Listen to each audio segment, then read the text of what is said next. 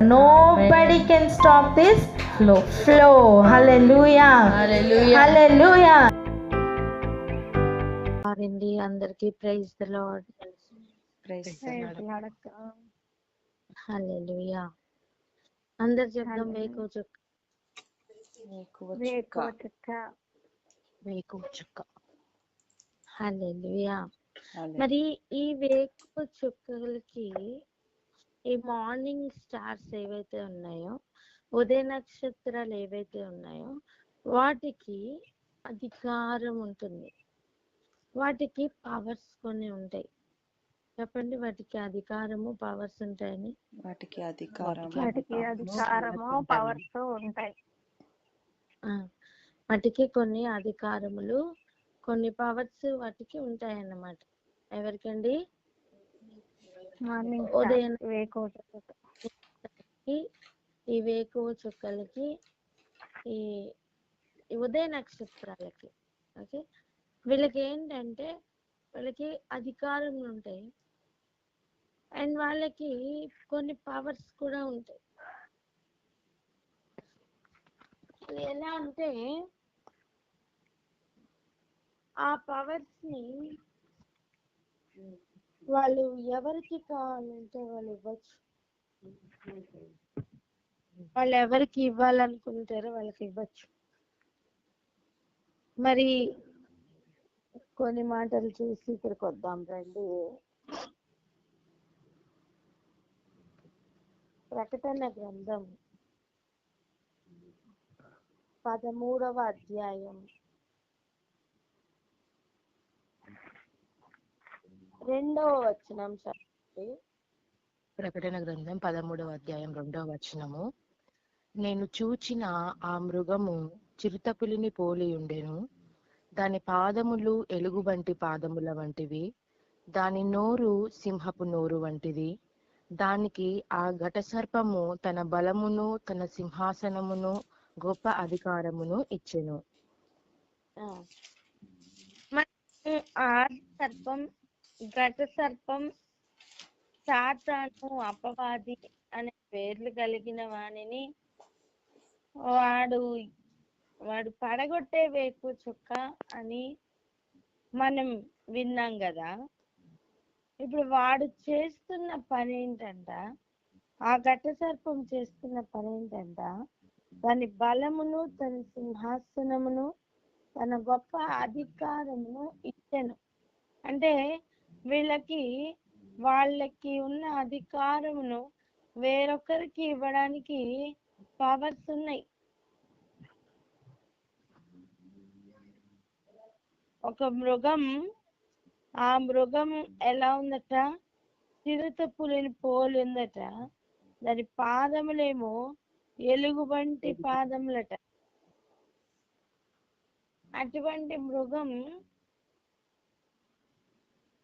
అటువంటి మృగం సముద్రంలో నుంచి బయటికి వచ్చిన తర్వాత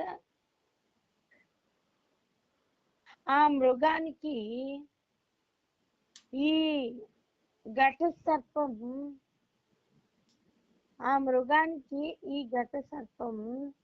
తన బలం, తన సింహాసనం, ఇంకా తన గొప్ప అధికారం ఇచ్చిందట. ఏం జరుగుతుందండి ఇక్కడ? ఏం జరుగుతుంది? ఘట సర్పం యొక్క క్యారెక్టర్ ఏంటి? ఘట సర్పం యొక్క క్యారెక్టర్ ఏంటి? ఎలా ఉంది అసలు? తన ఉద్దేశం ఎటువంటిది? ఆలోచిస్తాం. కొన్ని మాటల్ని చూసుకుందాం రండి. యెషయా గ్రంథం 14వ అధ్యాయం 12వ వచనం, 13వ వచనం. 12, 13. యెషయా 14వ అధ్యాయము 12, 13 వచనాలు. తేజో నక్షత్రమా, వేకువ చుక్క, నీవెట్లు ఆకాశము నుండి పడితివి? జనములను పడగొట్టిన నీవు నేల మట్టము వరకు ఎట్లు నరకబడితివి? నేను ఆకాశమునకు ఎక్కిపోయేదను, దేవుని నక్షత్రములకు పైగా నా సింహాసనమును హెచ్చింతును, ఉత్తర దిక్కునున్న సభాపర్వతము మీద కూర్చుందును. 14 కూడా చదువునానా? అక్క 14వ వచనము. మేఘ మండలము మీదికెక్కుదును, మహోన్నతునితో నన్ను సమానునిగా చేసుకొందును అని నీవు మనస్సులో అనుకుంటివి గదా.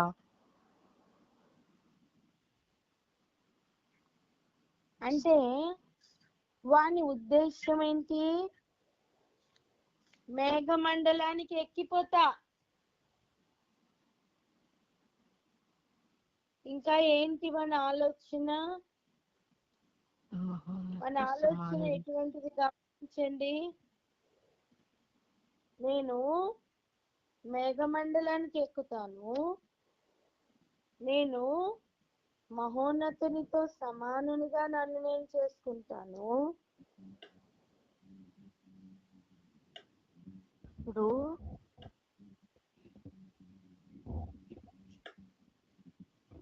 వాడి ఆలోచన ఎటువంటిది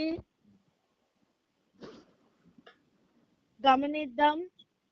అధికార దాహం కనబడట్లేదా? సింహాసన దాహం కనబడట్లేదా? వాడు ఏమంటున్నాడు? 13వ వచనంలో ఏమనుకుంటున్నాడు? నేను ఆకాశమునకు ఎక్కిపోయేదను, దేవుని నక్షత్రములకు పైగా నా సింహాసనమును హెచ్చింతును. అంటే సింహాసన దాహం కనబడట్లేదా? దయచేసి గమనిద్దాం. సింహాసన దాహం కనబడుతుందా లేదా? కనిపిస్తుంది. అట్టి దాహం కలిగిన వాడు ఇంకెవరికైనా తన సింహాసనం ఇస్తాడా? ఇవ్వడు.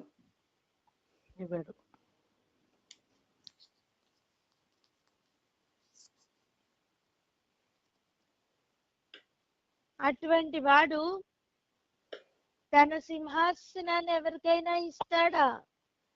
ఇవ్వడు. ఇవ్వడు అని గట్టిగా చెప్తాం. ఇవ్వడు. ఎందుకు? అసలు తను పడిపోయిందే ఆ ఉద్దేశం ఉన్నది గనుక. అసలు తన ఉద్దేశమే ఆకాశ నక్షత్రములన్నిటికంటే ఎత్తుగా నా సింహాసనం వేసుకోవాలి. అంతేకాదు మహోన్నతునితో నన్ను నేను సమానునిగా చేసుకోవాలి అని ఆలోచన.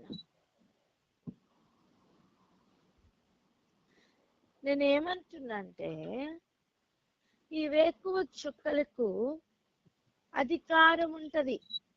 ఈ వేకువల చుక్కలకు సింహాసనములు ఉంటాయి. ఈ వేకువ చుక్కలకి పరిపాలన చేయడానికి వాటికి అధికారం ఉంది. అట్టి వేకువ చుక్కలకి ఇంకా కొన్ని పవర్స్ కూడా ఉన్నాయి. ఎటువంటి పవర్స్ ఉన్నాయంటే, వాటి అధికారంను అవి ఎవరికైనా ఇవ్వగలవు కూడా. ఇప్పుడు ఒక మాట రాజకీయంలో ఆలోచన చేద్దాం. ఈరోజు సీఎం తన అధికారంను వేరొకరికి ఇవ్వాలని సీఎం చేయాలనుకోండి, తనకే పూర్తి అధికారం ఉందా? నా అధికారంను ఫలానా వ్యక్తికి ఇస్తున్నాను అని చెప్పి మొన్ననే సీఎం అయిన రేవంత్ రెడ్డి గురించి ఆలోచన చేద్దాం. ఇప్పుడు నేను వేరొక వ్యక్తిని ఆపాదిస్తున్నాను, ఆ వ్యక్తిని సీఎం చేస్తున్నాను అని చెప్పి కిరీటం తీసి అలా ఆయన నెత్తిన పెట్టడానికి అవుతుందా? అన్ని పవర్స్ ఉన్నాయా?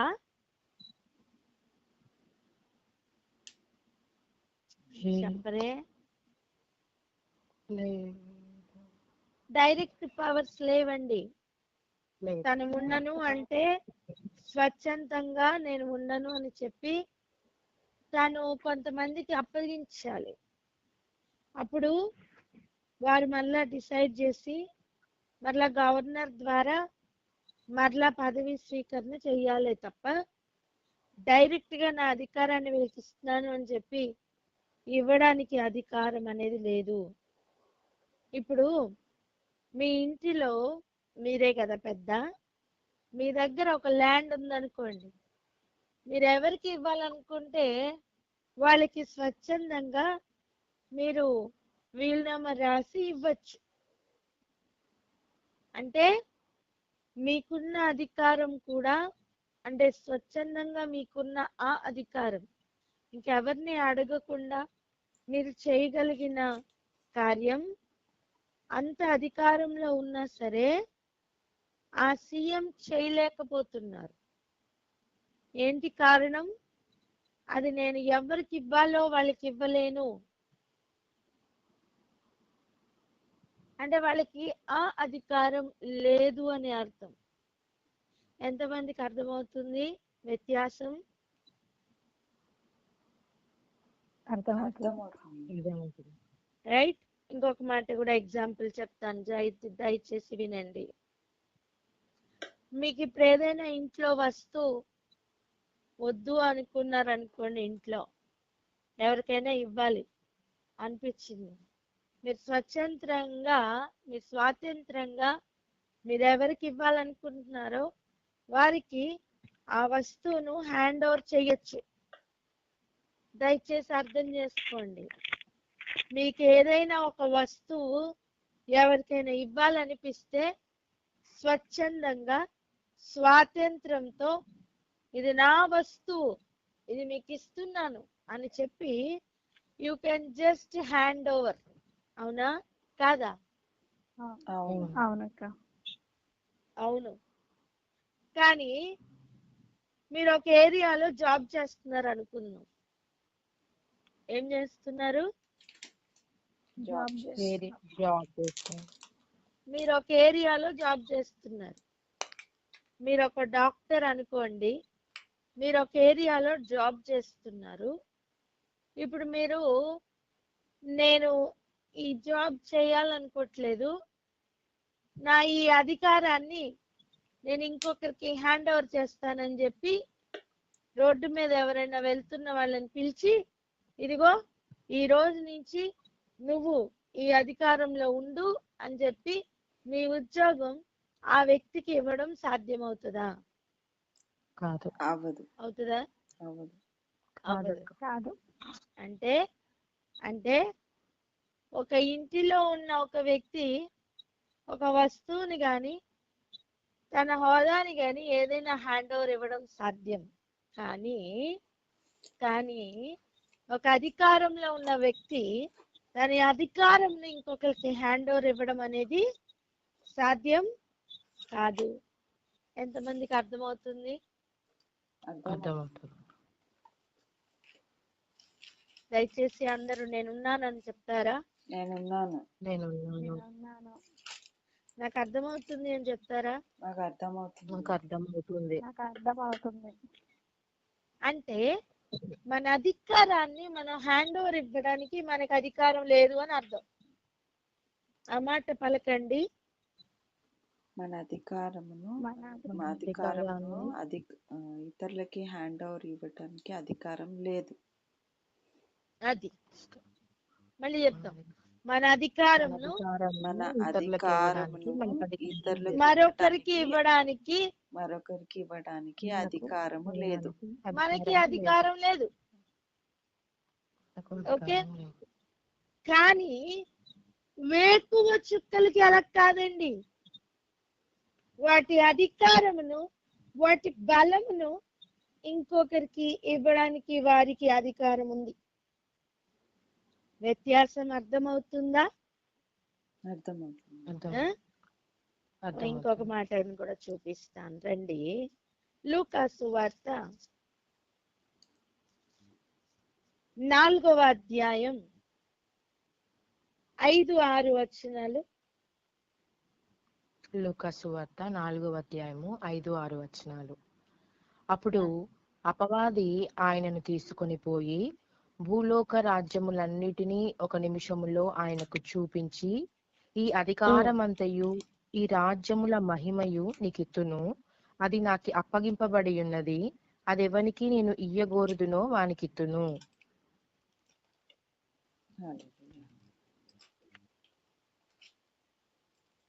ఇప్పుడు అర్థమవుతుందా? ఈ వేకువ చుక్క, ఈ ఘట సర్పం, ఈ అపవాది, వీడే కదా అపవాది. చూడండి, అప్పుడు అపవాది ఆయనను తీసుకొని పోయి, ఎవరిని? యేసు ప్రభుని. ఒక మాట చెప్పనా, నా సింహాసనమును నక్షత్రములుగా పైగా వేసుకుంటాను, మహోన్నతునితో సమానునిగా చేసుకుంటాను అనుకున్న వేకుచుక్క, మహోన్నతుడైన వేకుచుక్కతో మాట్లాడుతున్న మాటలు. కమాన్, అర్థం చేసుకోండి. భూమి మీద అపవాదిగా ఉన్నవాడు ఆల్రెడీ ఒక వేకుచుక్క,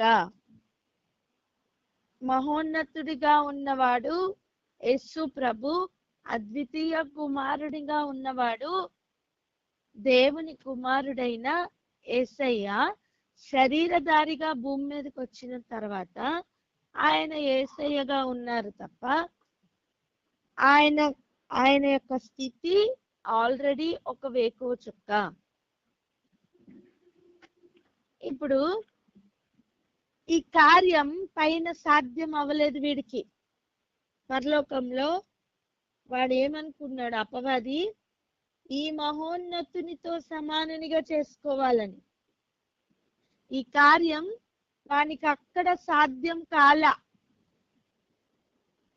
కానీ భూమి మీదకి వచ్చిన తర్వాత యేసు ప్రభు ఇంకా సర్వ అధికారం భూమి మీదను పరలోకంలోను పొందలేని ఇంకా సమయంలో, శిలువ మరణం తర్వాతనే ఆయన సర్వాధికారములు పొందారు.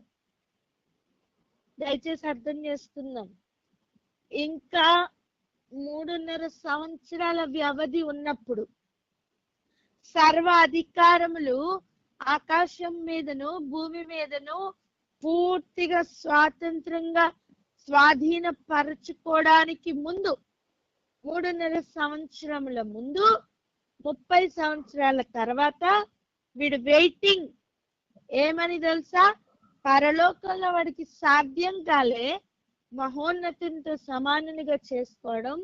భూమి మీద ఇప్పుడు అడుగుతున్నాడు వచ్చి, ఏమని తెలుసా?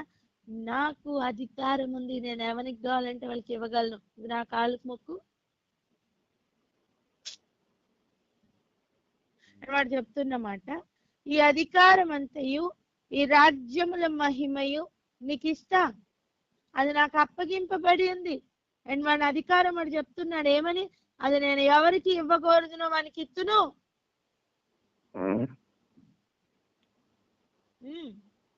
అర్థమవుతుందా? ఒక డాక్టర్ ఎవరికి పడితే వాళ్ళకి తన సర్టిఫికేట్ ఇచ్చే అధికారం లేదు. ఒక కలెక్టర్ ఎవరికి పడితే వాళ్ళకి తన అధికారం ఇవ్వడానికి లేదు. అటువంటిది ఒక సీఎం కూడా తన అధికారాన్ని నీకు ఈ రోజు నుంచి నీకు ఇస్తున్నానని చెప్పి ఇంకొక వ్యక్తిని కూర్చోబెట్టడానికి కూడా అధికారం లేదు. అటువంటిది ఈ వేకు చుక్క, ఈ పడిపోయిన వేకు చుక్క, ఈ నేల మట్టుకు పడగొట్టబడిన వేకు చుక్క, ఒకప్పుడు తన అభిలాషను ఇప్పుడు తీర్చుకోవడానికి ప్రయత్నం చేస్తున్న ఈ అపవాది యొక్క మనస్తత్వం ఆలోచించండి. వాని అధికారం ఇంకొకరికి ఇచ్చే అధికారం మనకు ఉంది. కమాన్, అర్థమవుతుందా? మన అధికారం మనం ఇంకొకరికి ఇవ్వడానికి మనకు అధికారం లేదు, కానీ వాని అధికారం ఇంకొకరికి ఇచ్చే అధికారం వేకు చుక్కలకి ఉంది. ఈ గ్రహింపు ఈరోజు కావాలి. అందుకే ప్రకటన గ్రంథం 13వ అధ్యాయం మొదటి 2 వచనాలు ఇప్పుడు చదవండి. ప్రకటన గ్రంథం 13వ అధ్యాయము మొదటి 2 వచనాలు. మరియు 10 కొమ్ములను 7 తలలను గల ఒక క్రూర మృగము సముద్రములో నుండి పైకి వచ్చుట చూచితిని. దాని కొమ్ముల మీద 10 కిరీటములను, దాని తలల మీద దేవదూషకరణమైన పేళ్లును ఉండెను. నేను చూచిన ఆ మృగము చిరుతపులిని పోలి ఉండెను. దాని పాదములు ఎలుగుబంటి పాదముల వంటివి, దాని నోరు సింహపు నోరు వంటిది. దానికి ఆ ఘట సర్పము తన బలమును, తన సింహాసనమును, గొప్ప అధికారమును ఇచ్చెను. అది ఈ ఘట సర్పం ఎవరండి? సాతాన్ అని పిలిచిన, అపవాదని పిలిచిన, ఆది సర్పం అని పిలిచిన, ఆది మహాఘట సర్పం అని పిలిచిన అందరూ ఒక్కరే. ఇదే అపవాది యేసు ప్రభుని పైకి తీసుకుని వెళ్ళి రాజ్యముల మహిమంతా చూపించి, నా కాళ్ళకి మొక్కు, నేను అది ఎవరికి కావాలంటే వాళ్ళకి ఇవ్వగలిగాను, నేను నాకు అట్టి అధికారం ఉంది, ఇదంతా నాకు అప్పగింపబడి ఉన్నదని చెప్పితే యేసు ప్రభు పడిపోలా. చెప్పండి, యేసు ప్రభు పడిపోలే అని. యేసు ప్రభు యేసు పడిపోలే. ప్రభు పడిపోలా. దాని తంత్రములకు ఆయన పడిపోలేదని చెప్పండి. దాని తంత్రంలో దాని ఆయన తంత్రములకు పడిపోలేదు. ఆయన పడిపోలేదు. అటువంటిది ఇప్పుడు దేవదూషణ పేర్లు కలిగిన, కిరీటములు కలిగిన ఒక మృగం సముద్రంలో నుండి బయటికి వస్తే వానికి మాత్రం వీని అధికారం, బలం, సింహాసనం, వాడికున్న గొప్ప అధికారం ఇచ్చాడట.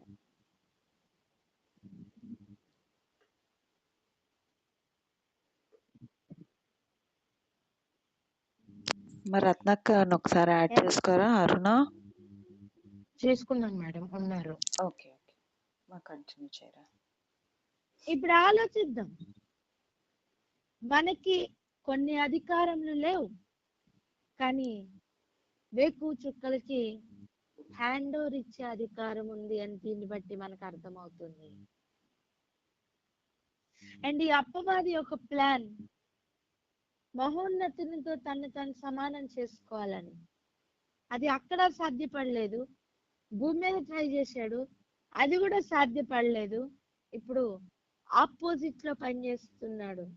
లూకా సువార్తలో మహోన్నతునితో సమానంగా మరలా చేసుకోవడానికి, మహోన్నతుని తన కాలు దగ్గర పెట్టుకోవడానికి ప్రయత్నం చేశాడండి, కానీ సాధ్య పడలే. పడలేదు. స్తోత్రం. ఇప్పుడు ఏం ట్రై చేస్తున్నాడు? ఆయనకి వ్యతిరేకంగా ఇంకొక వ్యక్తిని తయారు చేస్తున్నాడు. అర్థమవుతుందా? అందుకే జుట్టు లేకపోతే కాళ్ళు అంటారే, ఆ టైప్ అన్నమాట. ఫస్ట్ సమంగా సింహాసనం వేసుకోవాలనుకున్నాడు, అవల. ఆయన్ని కాలు కింద పెట్టుకోవాలనుకున్నాడు, అది కూడా అవ్వల. అవ్వలేదు. ఇప్పుడు ఏం చేస్తున్నాడు? ఇంకొక మృగాన్ని, దేవదూషణ చేస్తున్న వాడిని, వ్యతిరేకంగా ఉన్నవానికి వీడి అధికారం అంతా ఇచ్చాడు. వీడి అధికారం ఆ ఎలుగుబంటి పాదముల వాడికి, ఆ చిరుతపులి పోలిన వాడికి అవసరమా?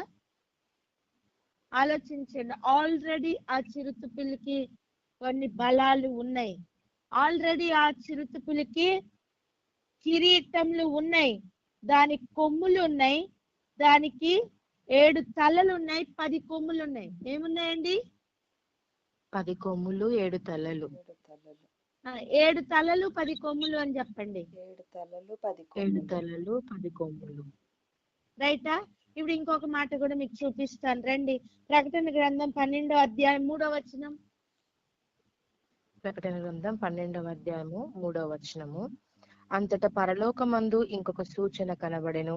ఇదిగో, ఎర్రని మహాఘట సర్పము, దానికి 7 తలలను 10 కొమ్ములు నుండెను. దాని తలల మీద 7 కిరీటములుండెను. ఏంటండి? అపవాదికి కూడా అదే రూపం ఉంది.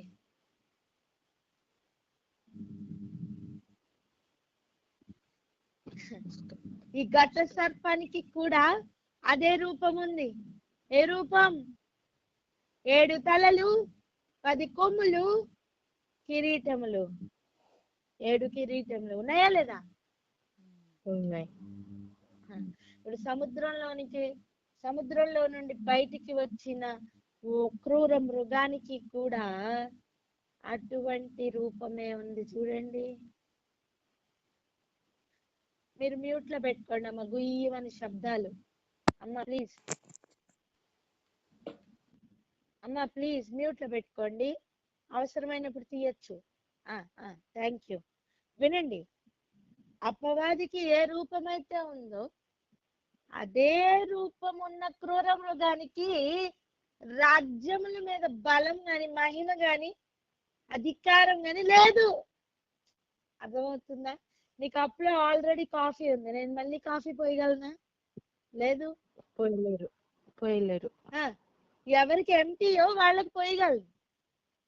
అదే విధంగా 7 తలలు ఉన్నాయి, 10 కొమ్ములు ఉన్నాయి, 7 కిరీటములు ఉన్నాయి, కానీ వానికి అధికారం లేదు.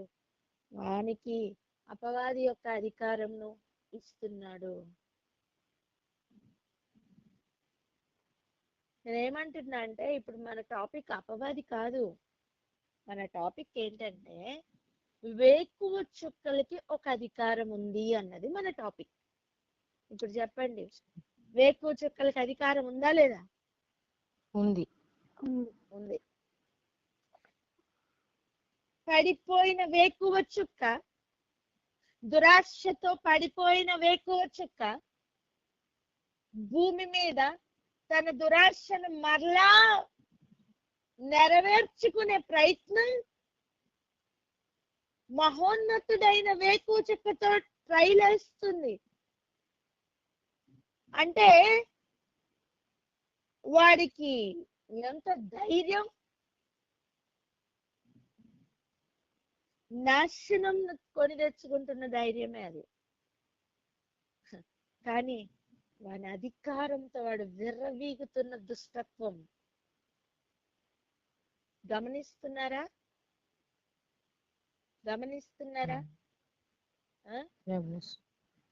ఒక మాట చెప్పనా? ఒక కంపెనీలో ఆ కంపెనీ అధినేత ఉన్నారనుకోండి, ఆ కంపెనీలో లీస్ట్ జాబ్ చేస్తున్న ఒక ఊడ్చుకునే ఒక సఫాయి వాళ్ళ వ్యక్తి అనుకుందాం. ఇద్దరు కలిసి ఎప్పుడైనా పని చేస్తారా? చెప్పండి, ఇద్దరు కలిసి ఒకే పని ఎప్పుడైనా చేస్తారా? ఈయనేమో ఊడ్చుకునే పని, ఆయనేమో ఆ కంపెనీయే ఆయనది. ఇద్దరు కలిసి ఒకే పని ఎప్పుడైనా చేస్తారా? ఇద్దరు కలిసి తింటారా అండి? ఇద్దరు కలిసి తింటారా ఒకే బల్ల మీద? లేదు కదా. ఇప్పుడు ఆ కంపెనీలో స్వచ్ఛ భారత్ వచ్చింది అనుకోండి,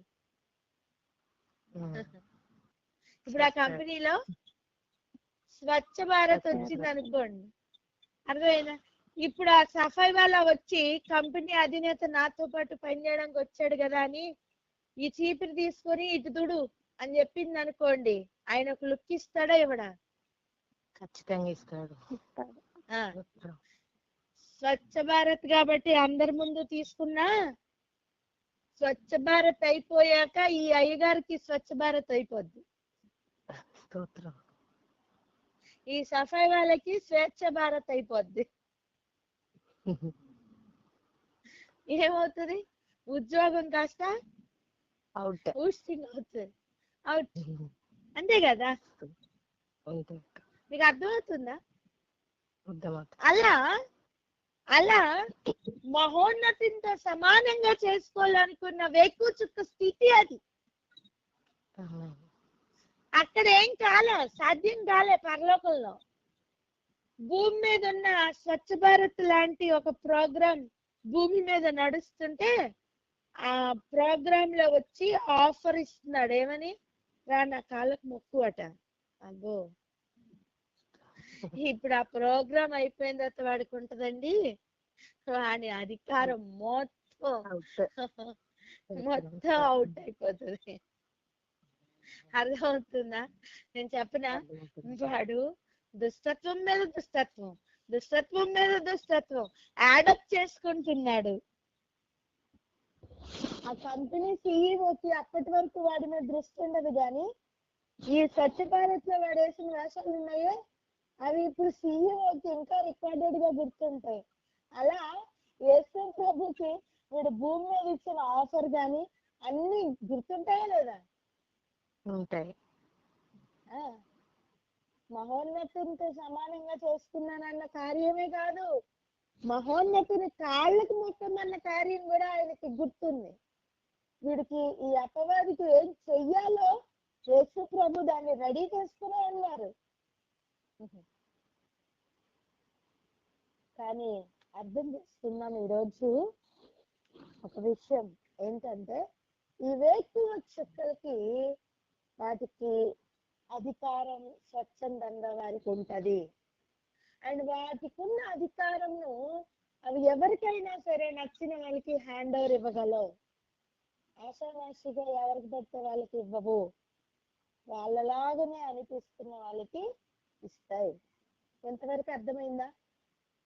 అర్థమైంది అక్క. అర్థమైందా? ఇప్పుడు రండి ప్రకటన గ్రంథం 2వ అధ్యాయం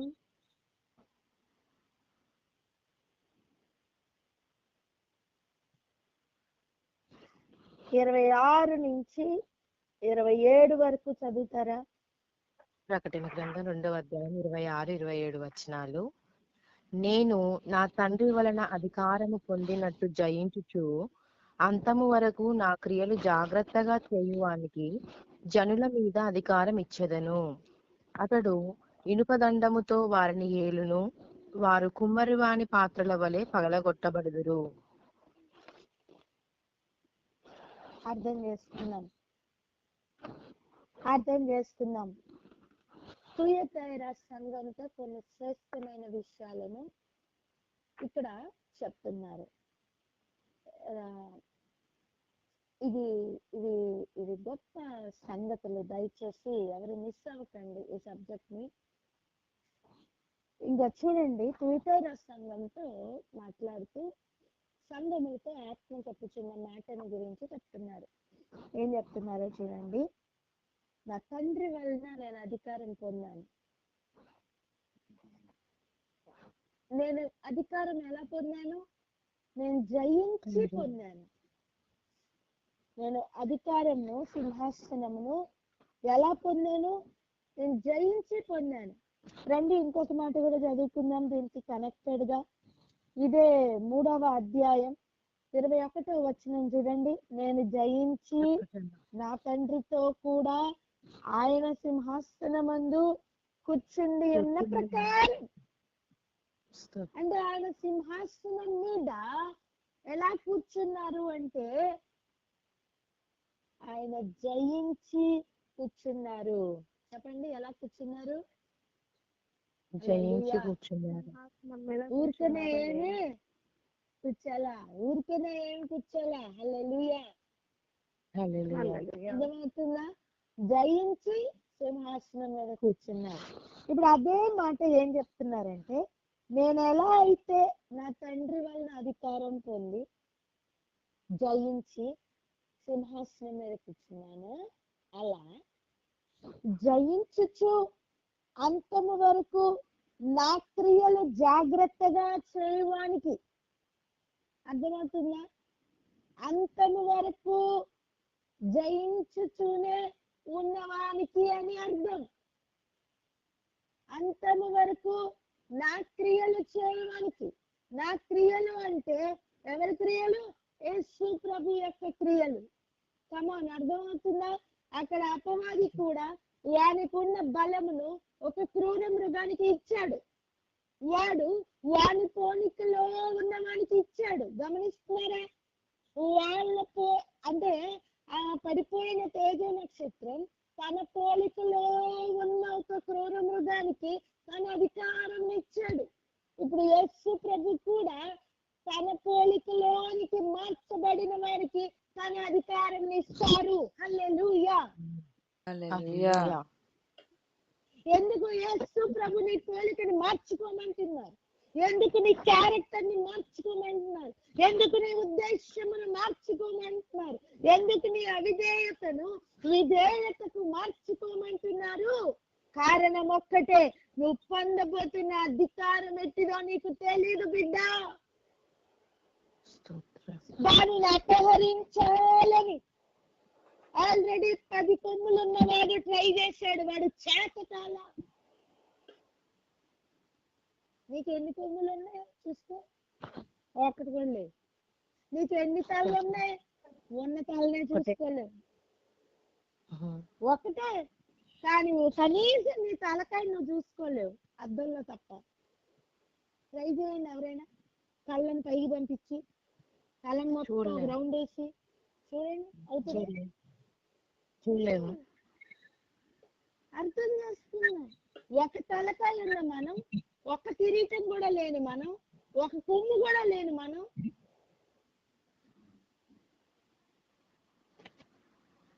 తేజో నక్షత్రమునకు ఉన్న అధికారమును పొందబోతున్నాము. వేకువచుక్కున్న అధికారమును పొందబోతున్నాం. ఎవరు ఆయన పోలికలోనికి మార్చబడతారో, ఎవరు ఆయన క్రియలను చేస్తారో, ఆ క్రియలు చేస్తున్నప్పుడు టెస్ట్లు వస్తాయి, నువ్వు ఆయన క్రియలు విడిచిపెట్టాలని. అందుకే ఆయన చెప్తున్నా, అంతము వరకు నా క్రియలు చేయువానికి. Conditions apply. చెప్పండి, అంతము వరకు నా క్రియలు చేయువానికి. సూటిగా ఒక ప్రశ్న అడుగుతాను, చెప్పండి. అపవాది క్రియలు చేయవానిక, యేసు ప్రభు క్రియలు చేయవానిక? ఇద్దరి దగ్గర సింహాసనాలు ఉన్నాయి, ఇద్దరి దగ్గర సింహాసనాలు ఉన్నాయి. ఆడిస్తానంటాడు కానీ ఆడు ఇయ్యడు, ఆడు దొంగడు. ఆడు ఆల్రెడీ ఆడు సింహాసనాన్ని ఇస్తానంటాడు కానీ ఎవరికి ఎవడు? కనిపెట్టు చేస్తాడు. ఆడి అధికారం ఇస్తాడు అసలు? యేసు ప్రభు అలా కాదు, మాట మీద నిలబడతారు. అసలు మాటే ఆయన, అసలు మాటే ఆయన. చెప్పండి, అసలు మాట అంటేనే ఆయన, అసలు మాట అంటేనే ఆయన. అటువంటిది ఆయన మాటను ఆయన కొట్టివేసే దేవుడు కాదు. ఆయన ఒక్కటే కండిషన్ పెట్టారు, నా క్రియలు చేయువానికి నేను నా అధికారం అంతటిని ఇస్తాను అని చెప్తున్నారు. అంతేకాదు 28వ వచనం కూడా చూడండి, మరియు అతనికి వేకు చుక్కను ఇచ్చేదను.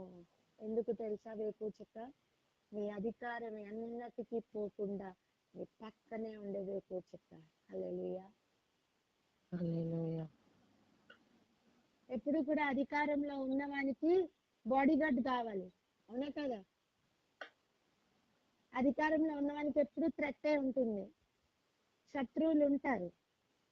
ఎవ్వరు నిన్ను జయించడానికి వీలు లేకుండా ఎల్లప్పుడూ నిన్ను కాపాడుతూ, నీకు ఆలోచన చెప్పుతూ, నీ రాజ్యం, నీ సింహాసనం అన్ని నీకే ఉండినట్లుగా ఒక వేకు చుక్క నీకు తోడుగా ఉంటారు. ఈ వేకు చుక్కలు ఎవరో తెలుసా? ఈ వేకు చుక్కలు ఎవరో తెలుసా?